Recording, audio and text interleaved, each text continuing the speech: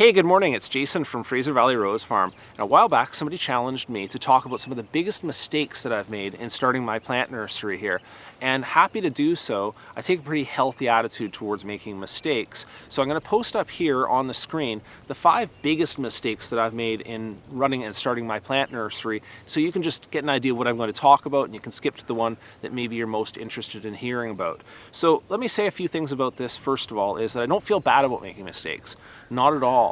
I think that making mistakes means you're working the problem, and there's lots of problems to solve when you're starting a business. So I don't mind making mistakes. In fact, most of these mistakes are things that have benefited me along the way. They've produced something in my business, and again, making that mistake right now just means I haven't found a better way of solving the problem in my business or growing my business. So I'm happy to make the mistake in the meantime. Second thing I'll say is you'll notice that most of these problems are not things that are related directly to the plants, which is funny for a plant business, but it's true.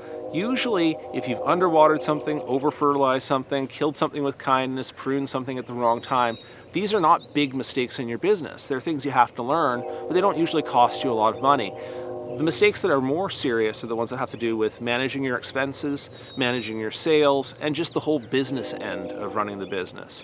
All right, now that you've had a look at the list, I'm going to proceed on to number 1 here, and it's actually one that I'm working on solving today. The first big problem I'm going to talk about today is a doozy. It's something that's a real threat to my business, a mistake that I've made of relying too much on a single market or a single customer for all of my plant sales. And it's come back recently to bite me in the butt pretty hard. It's sort of the equivalent of the idiom, don't put all of your eggs in one basket, and that's what I did. So let me tell you a little bit about how I got to this point in my business, and then how I'm going to try to solve it. So when I first started growing plants on a very, very small scale, just out of my suburban backyard, I didn't know where to sell my plants. I was certainly of too small a scale to consider wholesale ordering. I did a little bit of on listings on Craigslist to try to sell them online, but the way I had the most traction and the way I had the most success was to go through local farmers markets. I went to local farmers markets and a couple of specialized plant sales locally here, and that worked out great. I mean, it gave me access to new customers. It gave me access to direct market feedback. So I knew what people wanted to buy hands-on as they talked to me and what prices worked. So it was a fantastic step in growing my business. But the problem was that, and I think I knew this on some level, that it's a bit tenuous. I mean, you go to the farmer's market one week and have a great week of sales. It could be raining the next week, and now your week of sales is done for. And you were really at the mercy of the way that the farmer's markets and these events managed their businesses. So sometimes one of my primary markets moved locations, and we lost a lot of customers that way. So you're really not able to control all the variables of your business. I think I knew that this was a problem. And so for the past couple of years, I've been doing a little bit more on posting on Facebook, on Craigslist, and also on my online store. So I did an experiment of selling plants by online ordering across Canada for shipping last year, which worked out okay. So I knew that there was a problem here, but I didn't know how big the problem was, or I guess it didn't come to roost until this year, when I guess you can guess the punchline of this, but the pandemic has wiped out those local markets. I no longer have a farmer's market I can go to. I no longer have a plant sale I can go to. I have no place to sell my plants. Now, I talked about this recently, and of course I'm not taking this lying down. I doubled down immediately on that online store, which had initially only been set up for selling plants across Canada by mail order. Okay. Next thing I did was I started listing all of my local plants for local pickup.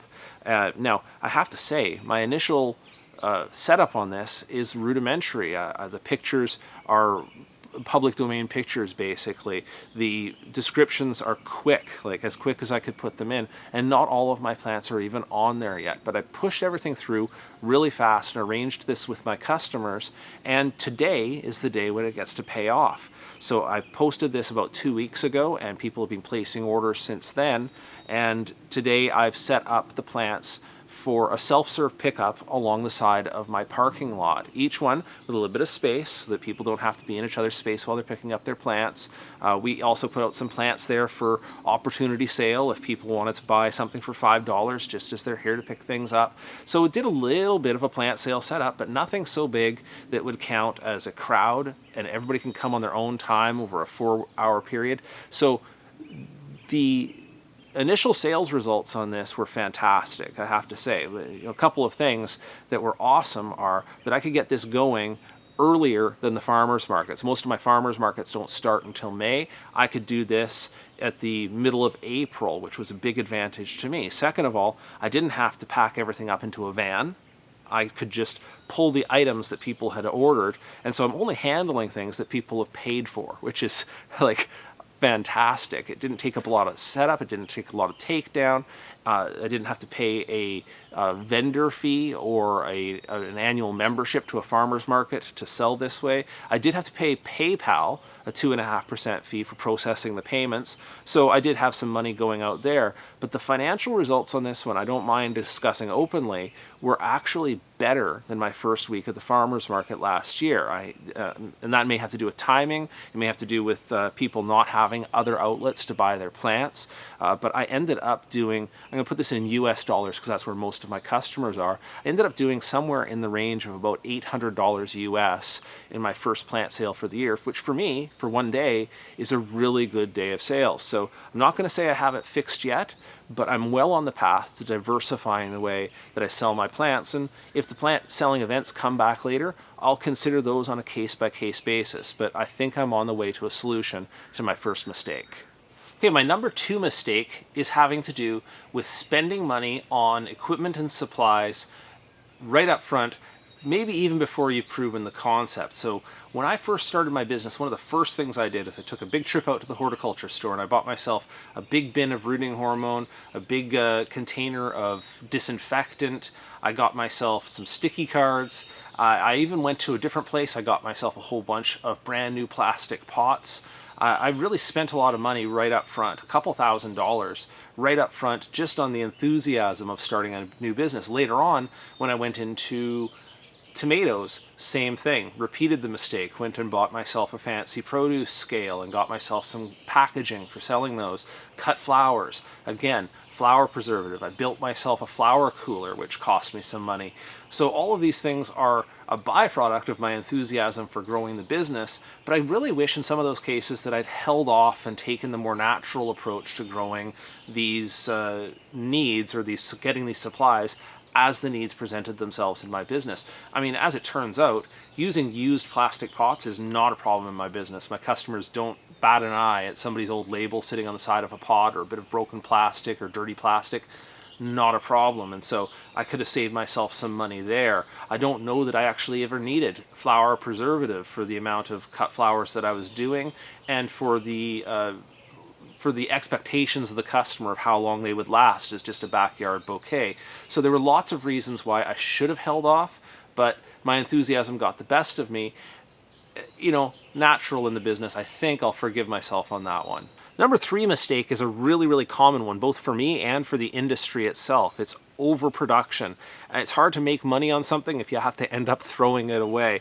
And honestly, the hazard here is really a lot more pronounced on those things that are cheap and easy to produce. So I made a video on that topic, which I'll link up above, but something that just because it's free or cheap or easy to make doesn't mean that you should pot 1,000 of them. And it's easy to get into this fallacy of, okay, so if I make a couple dollars on each of these and I make 100, well, I only make $200.